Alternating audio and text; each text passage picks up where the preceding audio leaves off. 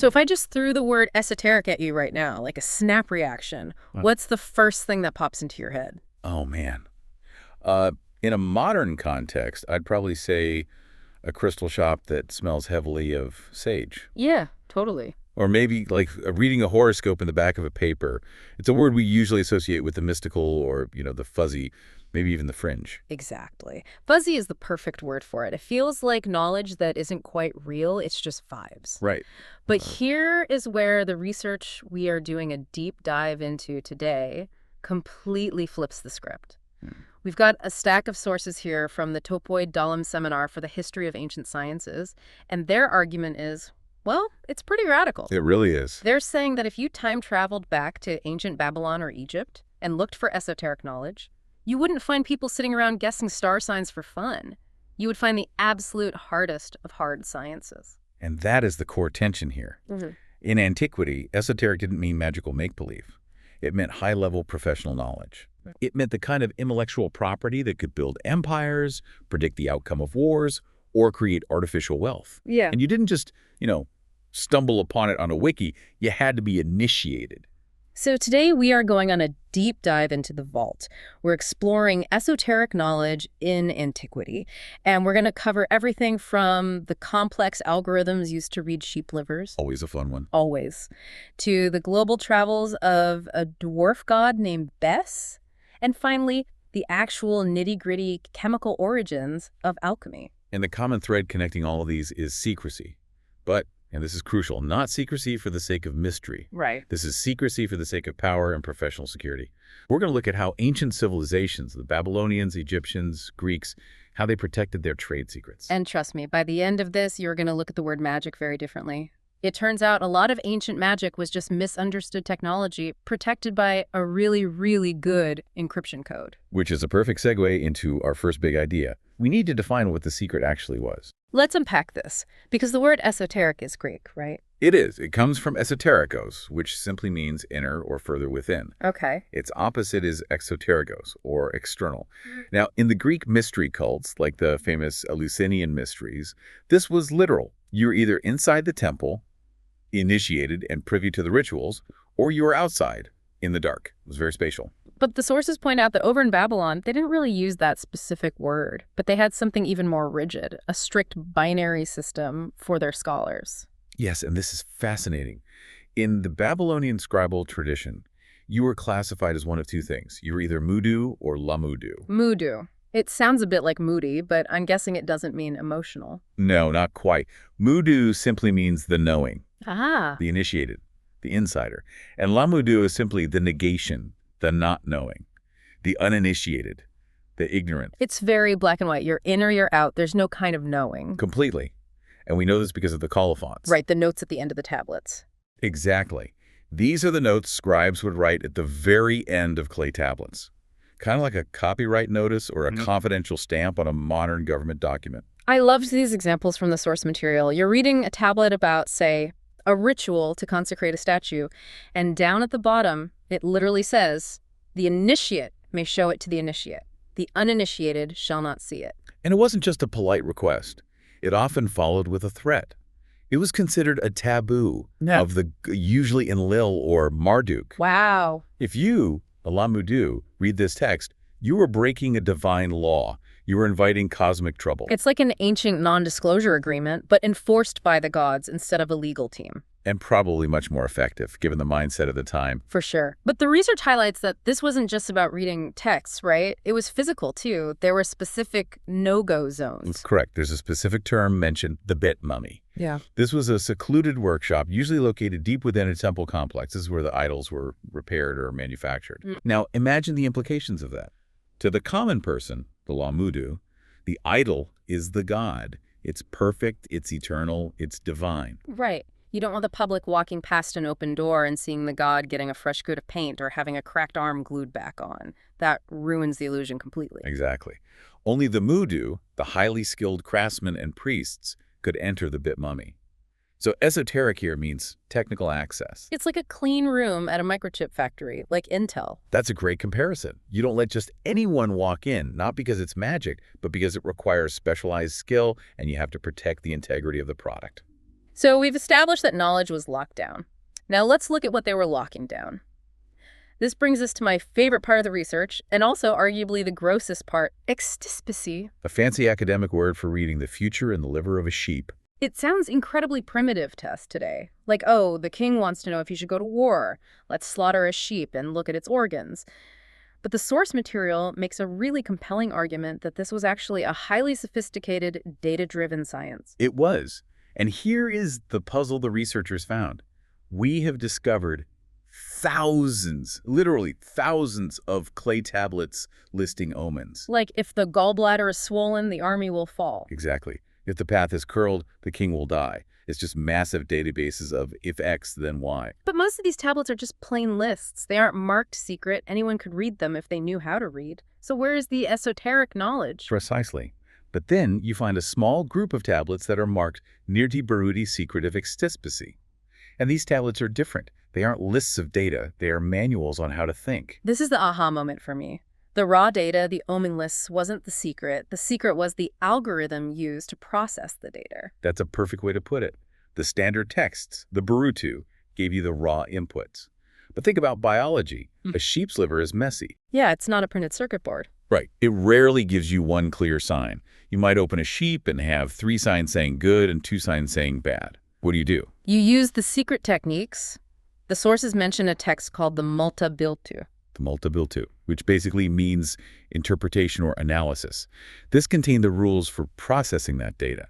For example, it introduces the concept of the nifu. The nifu. This is a specific sign on the liver, a certain type of anomaly that acts like a joker card in a deck. A joker. Yes. If you see a nifu, the source says it reverses the meaning of other signs. So if you have a bad omen, but a nifu is present, it might flip it to good.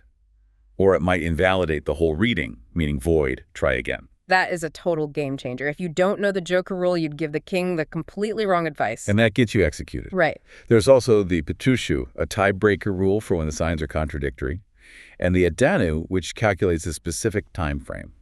Okay, the omen is bad, but when? Is it tomorrow or next month? It's an oracular binary. The king asks a specific question, like, should I attack the Assyrians? He needs a yes or no. He doesn't want, well, the liver is kind of lumpy on the left. Exactly. The secret of extispacy was the method of turning complex biological chaos into a binary yes or no for the state. That power, the power to decide the output, was what they were protecting. That was the esoteric knowledge. It really demystifies it. It wasn't about being psychic. It was about knowing the rules of the system. It's almost like tax law. The tax code is public, but you still need an expert to tell you how to apply it so you don't go to jail. That is a surprisingly accurate comparison. The Baru, the diviner, was the only one who knew the loopholes. Okay, let's shift gears. We're moving from the bloody temples of Babylon to the world of art and travel. We're talking about a little figure named Bes. Ah, Bes. He's the Egyptian dwarf god. If you've ever seen him, you remember him. He's usually facing forward, bowing his legs, tongue sticking out. He looks a bit like a little lion man. He's very distinct. He is. And he starts as this very specific Egyptian protector. He protects mothers in labor, he protects newborn babies, and he's associated with music and dancing. But the source material tracks his globalization. He goes on a world tour. He does. In the first millennium BC, we start finding Bes everywhere. In the Levant, in Assyria, eventually in Persia. But as he travels, he changes. Or rather, he gets remixed. The symbols around him shift to convey new meanings to new cultures. The sources focus on these incredible ivory carvings found in Nimrud, which was the Assyrian capital. These were pieces of high-end furniture. They show Bes, but he's doing things he didn't typically do in Egypt. Right. There is this recurring two Bes motif. You see two Bes figures flanking something in the middle. Like bodyguards. Exactly. One ivory shows two Bes heads flanking a scarab beetle. Now, in Egyptian mythology, the scarab represents the newborn sun, Khepri. So here you have Bes acting as the guardian of the sunrise. Just as he protects the newborn baby entering the world, he protects the sun as it is born on the horizon. That makes poetic sense. But then there's the party version. The party version. Another ivory shows two Bes figures flanking a date palm tree. And there are monkeys climbing the tree. Monkeys. Monkeys. In the ancient world, monkeys were associated with hilarity, music, and solar worship. They chatter at the sunrise. So this connects Bes to fertility, joy, and the goddess Hathor. It's a scene of abundance. It's basically a good vibes only sign. I love that.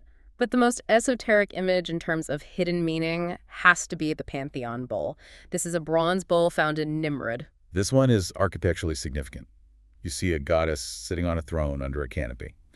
But who is holding up the canopy? It's two best figures. They are acting as pillars. He's literally doing the heavy lifting. He is. This connects to something called the best quadrifrons. In later Egyptian temples, like at Dendera, you find columns where the capital at the top part is carved with the face of Bes on all four sides.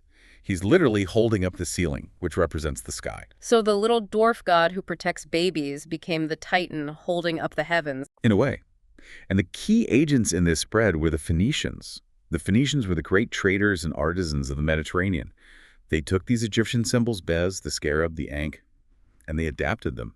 They put the crown of the Phoenician goddess Ashtart on the scene. They mixed and matched. It's cultural remixing, ancient style.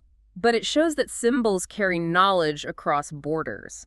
Even if the Assyrians didn't worship Bes the exact same way, they understood he was a powerful protector worth carving into their expensive ivory furniture. Precisely. It's a visual language that transcends the spoken language. And speaking of language, we have to get to the final segment. Yes, this is the one that really blew my mind. We're talking about the origins of alchemy. This is a heavy hitter. When we think of alchemy, we think of medieval wizards trying to make gold. But the roots go way back to this Greco-Egyptian mix. And it starts with a myth. The sources talk about Zosimus of Panopolis. He's writing in the 3rd or 4th century AD. And he has a very specific theory on where alchemy comes from. He does, and he pulls it straight from the Book of Enoch. Zosimus believed that alchemy, or chania, was revealed to humanity by fallen angels. Watchers. The Watchers. The story goes that these angels lusted after human women, descended to earth, and in exchange for, well, intimacy, they taught women the secrets of nature. They taught them about metallurgy, about shadows for the eyes, and about dyes. So in Zosimus's mind, alchemy is literally forbidden, divine knowledge leaked by rogue angels. That is a heck of an origin story. It creates a mystique. It makes the knowledge feel dangerous, but the source material pivots to the historical reality. When you strip away the angels, what are the earliest alchemical texts actually about? They aren't about magic, they are about dyeing. Exactly. Dyeing technology, how to dye wool purple, which was incredibly expensive, how to dye stones to look like emeralds or rubies, and crucially, how to dye base metals to look like gold or silver. It was the ancient industry of fakes, or let's be generous, simulants. Simulants is the polite term, but yes. And here is where the esoteric part comes in again. There was a legend that the Greek philosopher Democritus learned these secrets in an Egyptian temple from a Persian magus named Ostans. So we have a Greek guy learning from a Persian guy inside an Egyptian temple. That is the definition of cosmopolitan. It really is. And the sources highlight a specific technical difference here.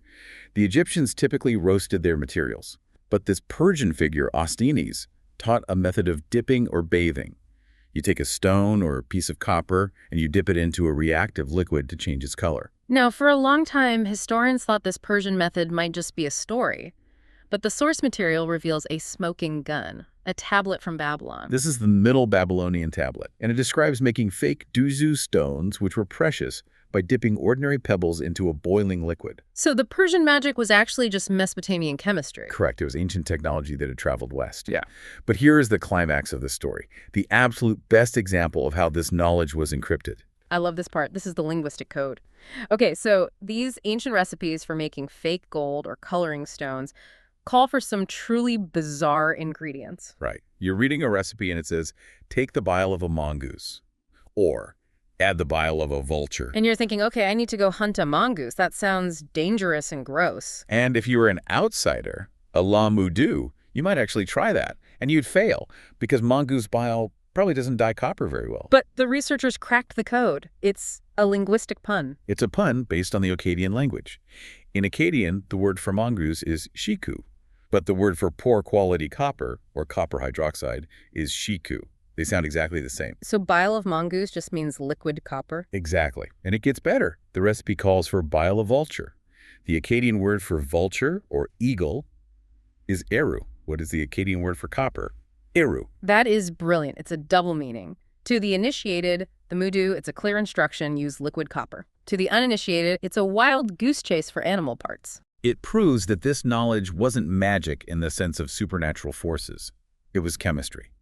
but it was encoded using the puns of a specific language Akkadian to keep the trade secrets within the guild. When these recipes traveled to Greece, the Greeks might have translated vulture literally, thinking it was a mystical ingredient, not realizing it was just a bad pun for copper. That explains so much. It makes you wonder how many magic potions in mythology were just misunderstood shopping lists for chemical alloys. I'd wager quite a few. The magic was just the barrier to entry. So when we step back and look at all this, the sheep livers, the dwarf gods, the fake gold, like, what is the big takeaway? I think the synthesis here is that esoteric knowledge in antiquity wasn't about spirituality in the way we think of it today. It was about intellectual property protection. Whether it was the algorithm for predicting the future, the architectural function of a god, or the chemical formula for fake gems, the goal was to restrict access. It was about keeping the power in the hands of the professionals. Exactly. If everyone knows how to read the liver, the king doesn't need the diviner. If everyone knows vulture bile is just copper, the jeweler can't charge a premium for his mystical artificial stones. It really changes your perspective. To the Lamudu, the outsider, turning a pebble into a gem looks like a miracle. To the Mudu, the insider, it's just chemistry and a pun. And that raises the final question for you to mull over. We look back at them and smile at their magic. But how much of our technology today, our algorithms, our AI, our pharmaceuticals, is just bile of mongoose to the average person? We use it, we marvel at it, but we don't know the code. We are the Lamudu of our own time. That is a humbling thought to end on. We might be just as uninitiated as the Babylonians standing outside the temple. Indeed, we might. Thanks for joining us on this deep dive today. Keep asking questions and maybe, just maybe, learn to read the colophons. We'll see you next time.